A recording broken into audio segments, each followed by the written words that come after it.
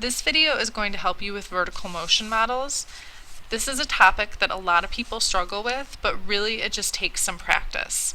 So you have two types of vertical motion models. You have the dropped and the thrown equations. And these will always be provided for you on your quizzes and tests. The main difference between these is something that's thrown has v, or velocity, in the equation. And if it doesn't have velocity, that means it's being dropped. The only force acting on it is gravity, which is what that -16 is representing. So whenever we do these problems, we're always going to do the same thing. We're going to sketch the graph, label any important points, which are your intersection points, and we're going to state our answer to the question. We always round to the nearest hundredth, and we should always include units. Be sure to adjust your window for every problem. Okay, so that's what we're going to practice with this video. This problem says, Jeremy drops his keys off the top of an 80-foot tall building. How long does it take for the keys to hit the ground below? So what you should notice is they don't mention anything about velocity. This means that we're using the dropped model.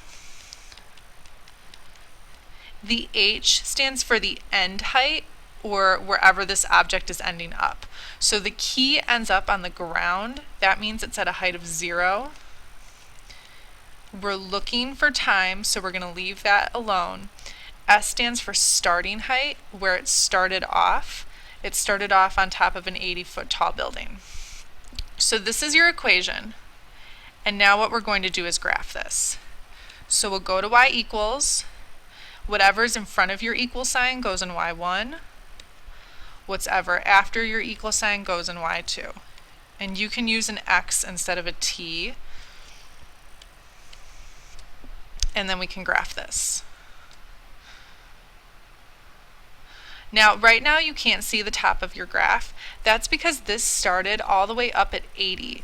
So you can go to your window, and we're going to need to change our y max to be something higher than 80.